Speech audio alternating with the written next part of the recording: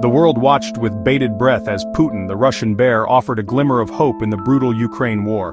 A 30-day ceasefire, a chance for peace, or so it seemed. But this offer came with strings attached, conditions that have left many wondering if this is a genuine attempt at peace or a shrewd tactical maneuver. This ceasefire, proposed by the United States, seemed like a lifeline in a sea of conflict. However, Putin's conditions for agreeing to it have raised eyebrows and sparked debate across the globe. The world is weary of war, yearning for the guns to fall silent. Yet the question remains, can a ceasefire be achieved when the two sides seem so far apart? The road to peace is often paved with thorns, and this one is no different.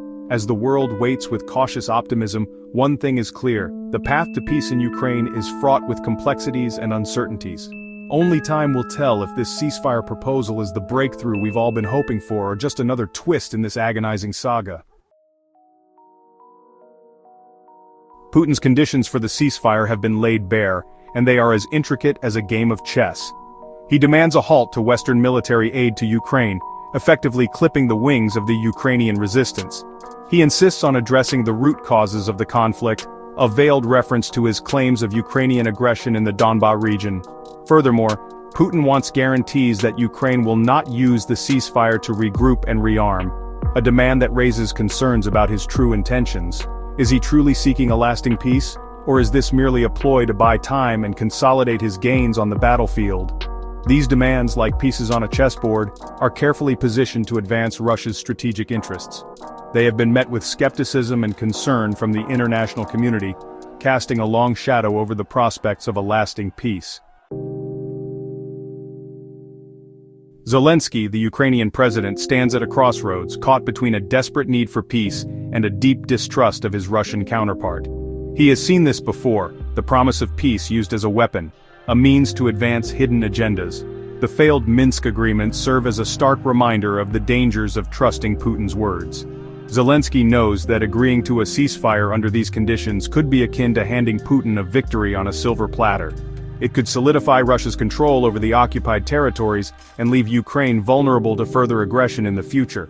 The weight of his nation's fate rests heavily on Zelenskyy's shoulders. He must weigh the risks of continued war against the potential pitfalls of a ceasefire that could ultimately weaken Ukraine's position.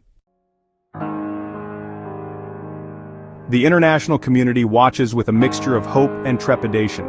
The U.S., under the leadership of President Trump, has expressed cautious optimism about the ceasefire proposal. However, public opinion remains skeptical, haunted by the specter of Trump's past dealings with Putin. The European Union, scarred by the experience of previous failed peace deals, urges caution and emphasizes the need for a ceasefire that is not just a temporary lull in the fighting, but a genuine step towards a lasting and just peace. The world holds its breath, hoping against hope that this time peace might prevail. But the path ahead is perilous, and the stakes could not be higher.